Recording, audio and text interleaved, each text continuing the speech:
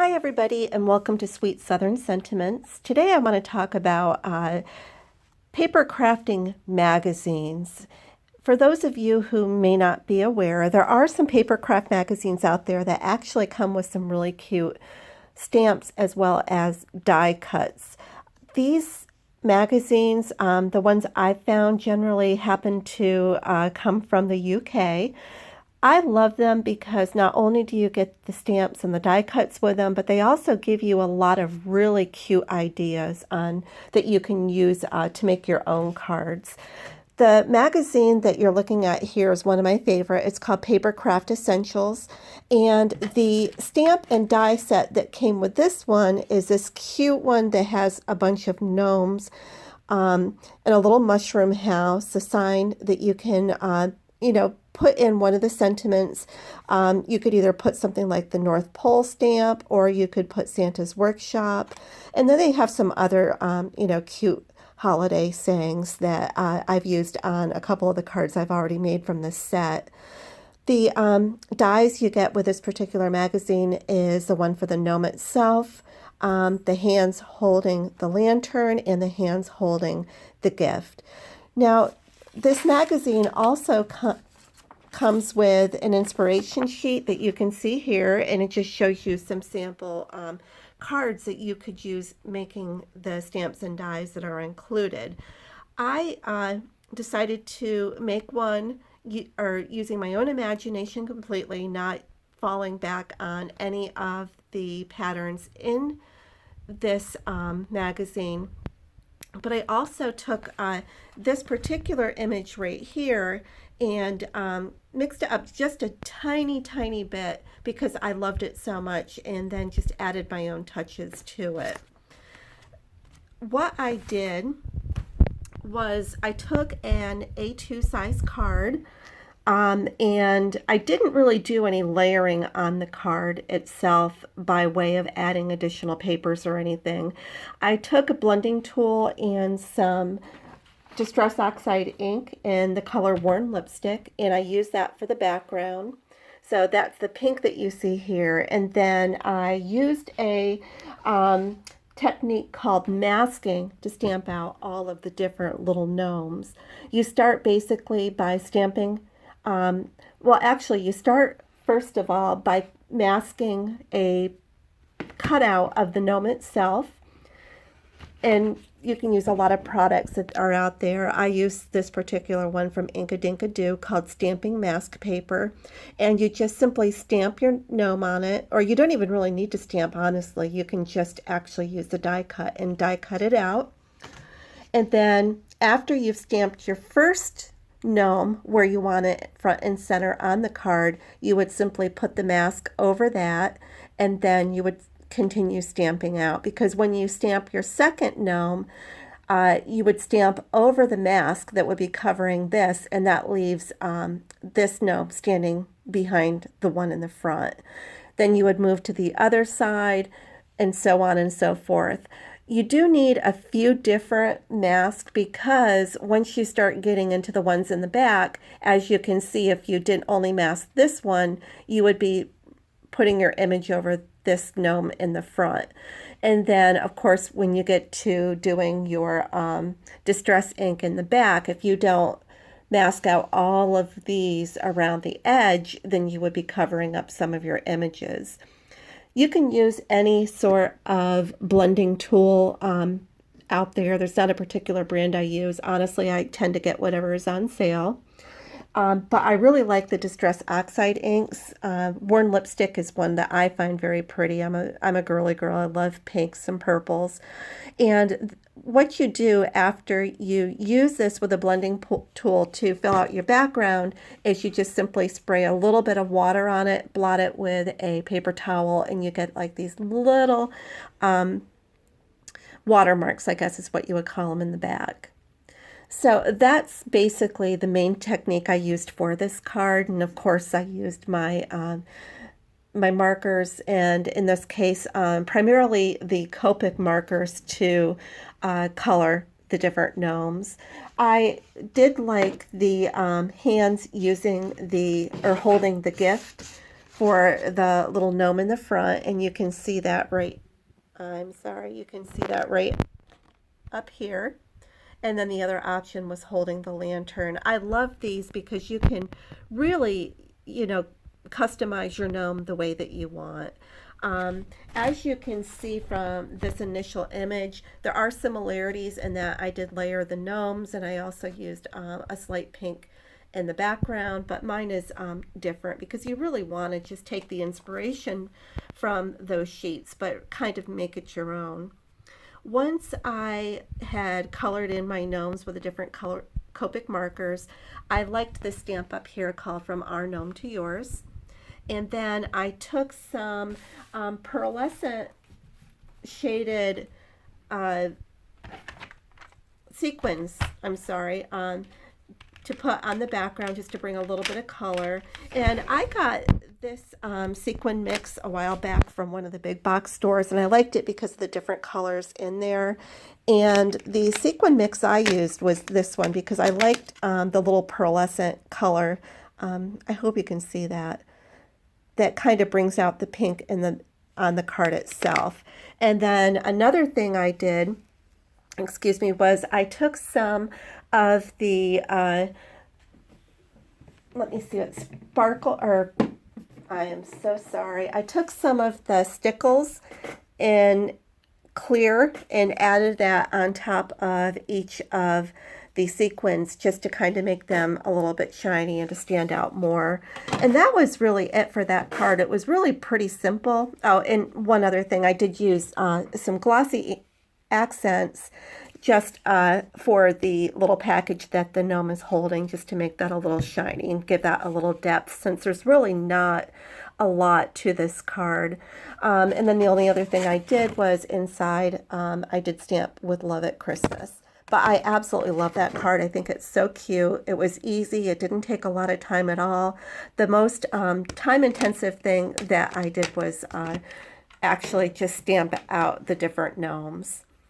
And the second card that I made, I actually used that same gnome set that came with the magazine. And this one I did myself. I didn't want to, take any of the inspiration from the magazine. I wanted to see what I could come up with. And I found this really pretty pattern paper at Joann's Fabric with the little Christmas tree lights. And so after I took a piece of this shiny green paper and added that to the base of the card, I took my die cut, the stitch die cut, and used it to cut out a piece of the pattern paper. And then on top of that, I layered another piece of that really pretty sparkly green paper that came from Joann Fabrics. Then I selected a different gnome than the ones that you see over here on this card. And on this one, it's very similar, except it doesn't have the pattern in the hat, and you can also see the gnome's eye in this one. And I like that little lantern with the sign that came in the set, pointing to, for my purposes, Santa's Workshop. I stamped Santa's Workshop on the sign. I used the Copic markers also to color this gnome. And I dropped a little bit of the Sparkles clear glue on each of the little light bulbs just to give that a little bit of shine as well and some texture. I used some foam to kind of lift up this one particular piece of paper and give some depth to the card itself. I also used some dimensionals to give some depth to the sign and the little gnome here. Again, I used the sign the stamp from the pack that says From Our Gnome to Yours. Added some green sequins with a little bit of the gold stickles on top of those to give them a little bit more shine. I added some glossy accents to the Santa's Workshop sign, and then inside I just die cut a frame of white paper and added it with the sign with Love at Christmas. And I really loved that. I thought it was really pretty. Again, nothing difficult at all to do. I just like the way the colors all work together. I like the sparkle, especially because this is a holiday card. And that was card number 2 with this particular set. One of the things I like to do around the holidays as well is try to find ways to make cards that is both inexpensive and festive, and to me, just I find very beautiful. Recently, Little opened up near where I live, and if for those of you who aren't familiar with Little, it's basically a store kind of like a Trader. No, I take it back. It's not so much like a Trader Joe's. It's a discount store or grocery store. They also have a few, holiday items. I believe it originates out of, I want to say Germany, but I'm not really sure on that. It's one of those foreign stores that they have, and I'm sorry, but I cannot recall the name of the store that is very similar to that. But when I went there with my husband to check out the new store, I came upon these stickers that I absolutely thought were adorable. And the first one is this. It was very inexpensive. I believe it was less than $1, and it's just a bunch of different snowflake stickers.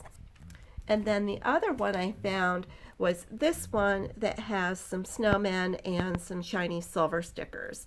And I love those, and I thought right away of how I could use those to make a Christmas card.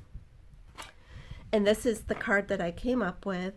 Very simple, child could do it. There's not a whole lot of technique used in here. But what I did was I took a piece of this gold shiny pattern paper that I got at the same time I got this green shiny pattern paper from Joann's, cut it down to fit the size of an A2 card, and then I freehand cut out 2 pieces of white cardstock and layered that till it kind of like a snowbank drifting here on the front of the card. I took those snowflakes and I just put them as a background to kind of give the effect that it was snowing outside. And then I took the snowman stamp and put that at the top of one of the snowbanks. And then from that same stamp and die set that I got with the magazine, I just used it to stamp and embellish. I'm sorry, not stamp and embellish, but stamp and stamp out the wishing you joy. And then I added some embossing powder and heat set that with a silver. And I think overall, very pretty card, very inexpensive. I mean, total, I think overall with the cardstock and everything, this card you can put together with just a couple of dollars. And then inside, I just stamped again with Love It Christmas. So these are 3 cards I made fairly quickly, all inexpensively, using products that I found at the big box stores and at Little.